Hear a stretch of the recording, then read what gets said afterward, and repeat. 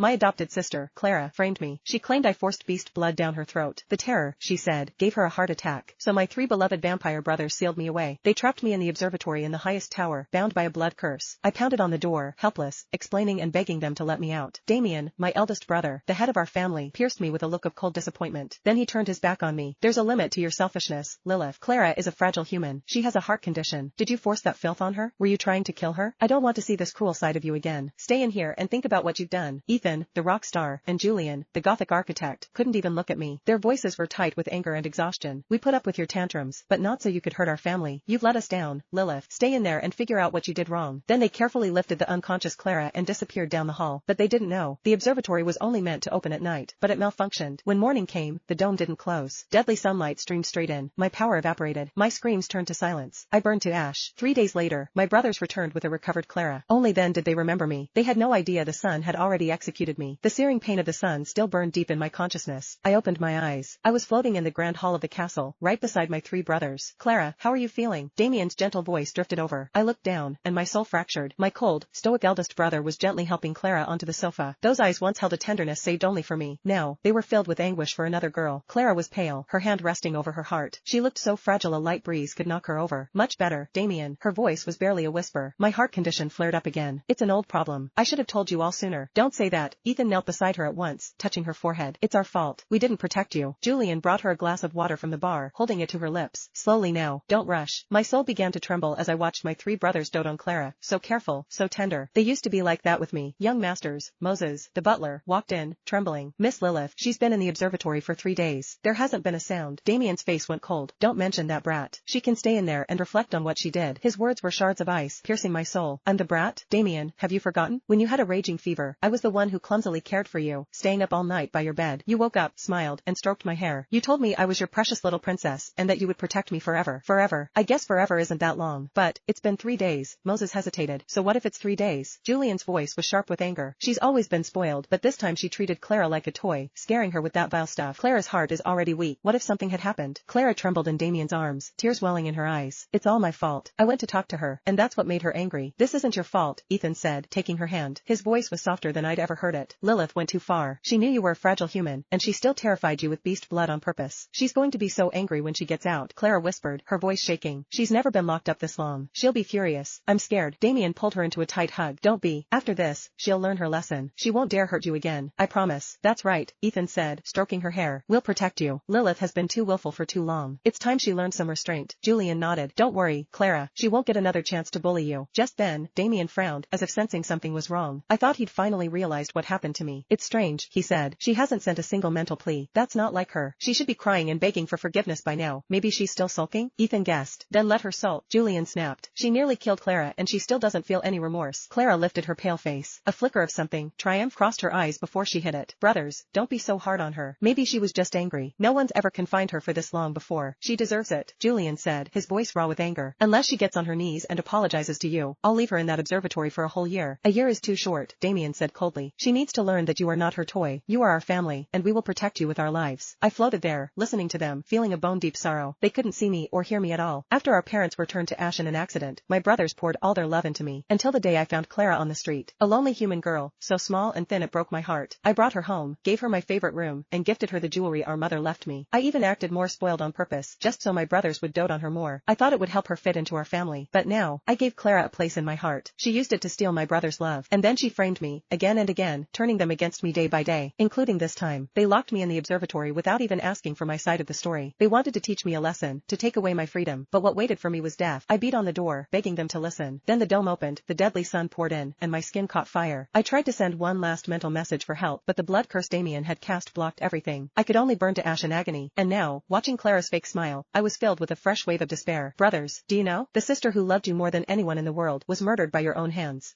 Clara's tears fell like perfect pearls. Brothers, please don't be too hard on her, she whispered, her voice trembling, which only made her look more pitiful. I'm sure it was just a silly prank. She didn't mean to hurt me. Her words were fuel to the fire. Damien's face darkened instantly. A prank? His voice was ice cold with disappointment. You're too kind, Clara. She knew about your condition. This wasn't a prank. Exactly. Ethan's fists clenched, his eyes burning with rage. We knew she was selfish. We never imagined she was vicious enough to turn on her own family. My soul recoiled at his words. Vicious? Jealous? Ethan, have you forgotten? During your world tour, a rival clan ambushed you with silver-laced ranged weapons. I didn't even think. I threw myself in front of you and took the blow that would have killed you. You held my bleeding, powerless body, and cried, telling me I was the most important person in your life, the sister you would die to protect. Did you forget that promise, too? Clara swayed, pressing a hand to her chest as if she was about to faint. A sick, rosy flush colored her pale cheeks. Julian rushed over and swept her into his arms. Don't talk. Don't think about it. I'm so scared. Clara clutched his shirt, her eyes wide with terror. No, I'm okay. I'm fine. I don't want Lilith to think I'm weak. Damn her. Julian's eyes were murderous. How could she be so cruel? I wanted to scream, to rip their lies apart. That's not what happened that night. Clara came to me, her eyes wide and innocent. Sister, she'd begged. I want to feel real power. I want to understand your world. I don't want to be the weak one you always have to protect. I was moved by her sincerity. I carefully slit my wrist, ready to share my precious blood with her, a source of power meant only for blood kin. The moment I turned to grab a vial, she swapped my blood for the beast blood she had hidden. I was so proud of her courage when she drank it. Then she screamed and collapsed, convulsing on the floor. Only then did I realize something was terribly wrong, but it was too late. My brothers burst in to see Clara writhing in agony and me holding the empty bottle, and she still shows no remorse. Damien stood up, radiating a dangerous energy. It's been 3 days without a single apology. She doesn't care that she almost killed Clara. Maybe she doesn't think she did anything wrong, Ethan sneered. She's been the family princess her whole life. When has she ever been punished like this? Julian held the trembling Clara tighter, his anger practically a physical force. She has to pay for her cruelty. Damien took a deep breath, his eyes glinting with resolve. Moses, prepare the ritual for the blood pact. Moses looked horrified. Master Damien, you mean to bind her powers, Damien said, his voice flat and cold. If she doesn't know how to control herself, then magic will teach her some humility. The blood pact. My soul shuddered violently. It was an ancient, forbidden curse that would permanently strip a vampire of their power, leaving me as weak as a human. Damien. Clara looked up, a flicker of triumph in her eyes, quickly masked by concern. Isn't that too much? She carries the family bloodline. The family's bloodline? Damien scoffed. Our bloodline does not prey on its own. If she chooses to use her power to bully the weak, then she doesn't deserve to have it. He's right. Ethan agreed. Let her see what it feels like to be weak. Then we'll see if she's still so arrogant. I watched in despair, my heart feeling like it was being shredded. Damien, did you know that I secretly sacrificed half of my own life force to secure your empire's place on the Vampire Council? Ethan, did you know how many times I fought off vampire hunters to protect your identity in the human world? Julian, do you have any idea the mortal dangers I faced to find the rare materials you needed for your designs? And now, you were going to destroy my power, all for a lying human girl. But it didn't matter anymore. I was already dead. Brothers, you can give all your love to Clara now. There's nothing left for me. Moses, Damien snapped impatiently. Go, prepare the ritual. Moses scurried to obey but paused at the door. Masters, there is one thing I must report. I haven't sensed any response from Miss Lilith in the observatory, not even a faint energy fluctuation. Damien waved him off dismissively. She's throwing a tantrum, giving us the silent treatment. But, Moses's face was pale with fear. Even in the deepest sleep, a vampire's life force gives off a faint energy. From her, there is nothing, no sign of life at all. The room fell silent for a moment. Ethan frowned. Maybe she's using a spell to hide her presence? Impossible, Julian said, shaking his head. The blood curse seals the observatory. She can't use any magic. A flicker of unease crossed Damien's face, but it was quickly swallowed by his anger. Let's go. He shot to his feet, his eyes murderous. We'll drag her out of there. I'd like to see her try and hide. She will kneel and apologize to Clara. The hallway to the top floor felt colder than ever. My soul trailed silently behind my 3 brothers, watching their angry backs. Every step they took felt like it was crushing my shattered heart. Clara had been left downstairs to rest. It was just the 4 of us now. 3 living brothers, 1 dead sister. The observatory door came into view. That heavy, black metal door. It used to be my favorite place. As a child, I'd watch the stars with my brothers from there, listening to them tell ancient vampire legends. Now, it was my tomb. Lilith, Damien's voice echoed down the hall. Get out here. Silence from within. I know you're in there. Ethan stepped forward, his voice hot with fury. Stop playing dead in there. Do you think you can just hide from the consequences? Still nothing. Julian leaned against the wall and let out a disappointed huff. She probably snuck out. The second she has to take responsibility for something, she runs. She'll never grow up. I floated beside them, wishing I could tell them I hadn't run. I was right behind the door. I had been the whole time. I had pounded on it, desperate for them to just listen to me, begging them to believe me one more time, just like when we were kids. In my last moments, as the sun ate me alive, all I wanted was to see their faces again, but my voice would never reach them. Impossible. Damien frowned, walking toward the door. The blood curse is still active. There's no way she could have left. He held out his hand, a deep red light glowing in his palm as he began to undo the curse. But a second later, his expression changed. What the? He muttered, confused. The curse is being disrupted. The crimson light flickered over the door, unstable, as if it was being hit by a powerful force. That little bitch. She's fighting back. Ethan slammed his fist into the wall. She's actually using her power against us. Stubborn to the very end. Julian gritted his teeth. Even now, she's still resisting. I looked at the door, an endless sorrow washing over me. The frame was warped. The metal was covered in a chaotic pattern of dents and claw marks. Those were the marks I left as I desperately slammed my body against it while the sun burned me alive. I wanted to live. When the deadly light poured through the open dome, I threw myself at the door, trying to escape the death trap. My nails tore off, my hands were shredded, but the blood curse held the door fast. I could only be scorched, inch by inch, until I was nothing but ash. And now my brothers saw these marks and thought it was me, defying them. Damn it. Damien shoved the door, but it was stuck fast. She's barricaded the door from the inside. Then we'll break it down. Ethan roared. Let's see how long she can hide. Right. Julian joined in. Let's show her the price of defiance. 3 powerful vampires charged the door at once. Crack. The massive impact echoed through the castle. Fissures appeared in the doorframe, but the door held. Again, Damien roared, his eyes blazing. Bam, bam, bam, crash after crash, roar after roar. My soul trembled as I watched them use all their strength to punish someone who no longer existed. Suddenly, a strange smell drifted from the cracks in the door. What's that smell? Ethan wrinkled his nose. Smells like something burning, Julian said, confused. The stench of burning grew, thick and suffocating, like ozone after a lightning strike. I knew what it was. It was the last scent I left on this earth as the sun consumed me. Brothers, when you finally break down this door and smell this, will you feel even a flicker of pain? Or will you just be disgusted by my smell, too? Keep hitting it. Damien ignored the smell, his eyes filled only with rage. Whatever sick game she's playing, she is coming out today. She will apologize to Clara. Crash. Another violent impact. The doorframe finally gave way, splintering and breaking apart. The burnt smell grew overpowering, almost suffocating. In the distance, Moses covered his nose, his face ashen. Masters, that smell. Shut up, Damien yelled. Lilith is just trying to gross us out with these sick games. My heart shattered into a million pieces. Even the smell of my death was just another one of my tricks to them. Last time, Ethan and Julian put their full force into it. The three of them charged the door like furious beasts. Boom. This time, the door couldn't take it. With a final, deafening boom, the door exploded inward. A tidal wave of the scorched, acrid smell washed over them. The observatory lay before them, empty. In the center of the floor, there was only ash.